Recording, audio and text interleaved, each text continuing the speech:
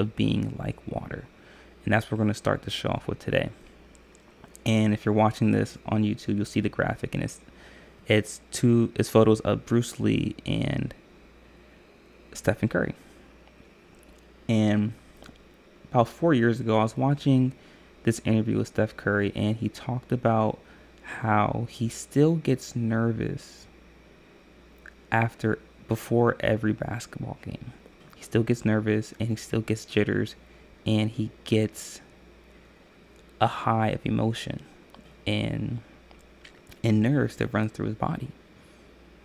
And another basketball player, highly talented basketball player that had the same emotions, same feelings for every basketball game was Bill Russell. Bill Russell would talk about how he would throw up before every basketball game because he was so nervous.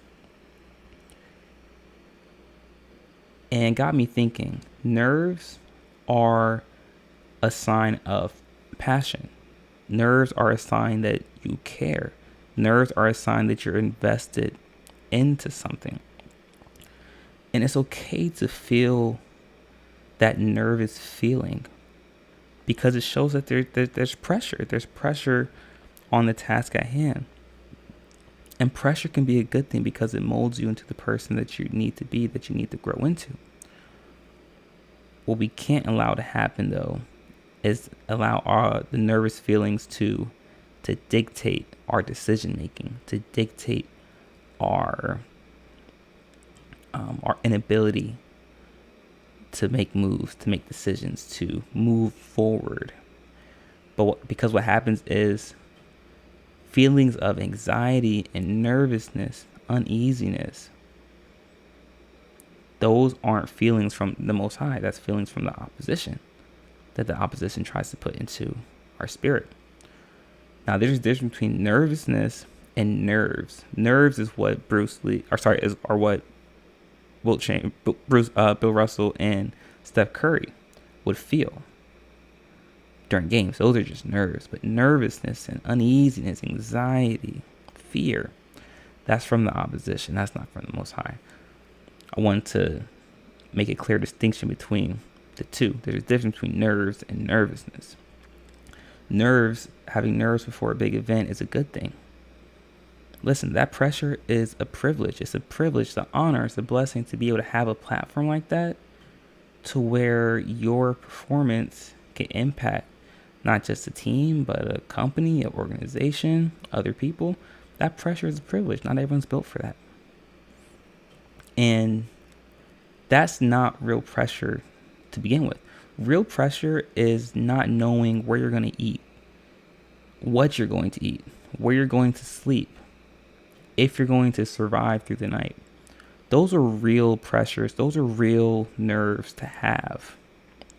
Right? We talk about the first world versus third world problems.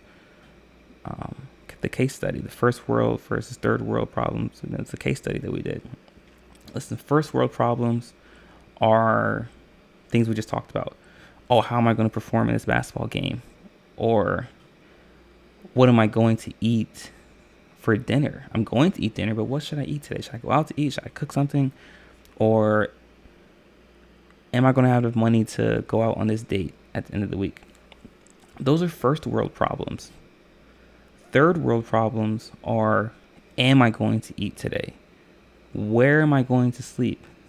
Am I going to be safe enough to make it through the night?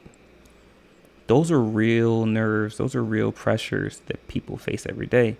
So we have to consider it, once again, an honor and privilege to only have the pressures and the nerves of worrying about how we're going to perform in a child's game. And it's good to embrace those nerves because it's a blessing to only have those nerves for those scenarios. And that's why Steph Curry and Bill Russell have both had successful NBA careers, because they embraced those nerves. They didn't try to run away from it. They embraced it because they knew it was making them a better individual. It was making them a better person. And something that Steph Curry also said in the same interview that I watched was he likes to be like water. And he referenced Bruce Lee because that's a quote that Bruce Lee talked about. He talked about the importance of being like water, understanding time, situation, context, and being able to adapt and be malleable depending on the situation, depending on what's necessary from you, particularly as an individual, particularly as a leader like Steph Curry. And when we break it down, we think about water. Water is able to change its physical state. It's able to transform to a liquid, a gas, a solid, depending on its external environment, depending on its outside, depending on what's necessary. But at its core, water is still H2O. Despite what its external circumstances are, water at its inner core is still H2O. And us as individuals must be the same way. We must be able to adapt to our external environment. We must be able to be malleable. We must be able to fit within the confines of what's necessary for a certain situation. But still at our core remain who we are, remain what makes us us. Because we all know individuals that can be extremely rigid and talk about how, well, I'm always going to be me no matter the situation. I'm always going to do this. I'm always going to do that no matter what's going on. That's not realistic, and that's not how the real world works. Right? Listen, you can't put water, you can't put liquid water in your hands and expect to carry it up the steps. But you can put a couple ice cubes in your hand and carry those up the steps. The point I'm making is you have to be malleable. You have to be able to adjust to the environment, to the situation at hand. That's a true sign of maturity. That's a true sign of growth as an individual. And that's something that Bruce Lee and Steph Curry are both able to do. Bruce Lee is able to analyze his opponent in a situation and the sphere in which he's fighting in and adjust based on that. But at the end of the day, he still has his internal core and his foundation for what makes him him. Same with Steph Curry.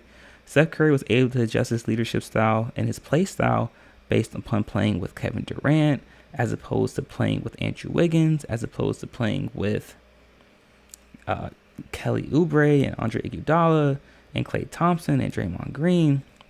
He's played with a bevy of players, even down to Monte Ellis. But he's still, at his inner core, was Steph Curry, an all-time great player. But him being able to adjust to playing with Kevin Durant to without Kevin Durant, that's a huge adjustment. But he's malleable. He's willing to adapt. He was able to adapt. And that's what makes Steph Curry so great. And that's what makes the great players, the great athletes, the great martial artists, great people are like water. They can adapt to any and every situation. But at their core, they're still the same. So I wanted to discuss this concept with you guys, the importance of being like water. We must always, always be like water.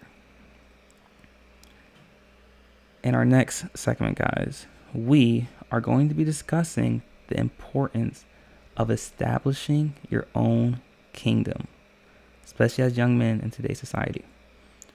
So be sure to stick around for that, guys. You are not going to miss it. We'll be right back.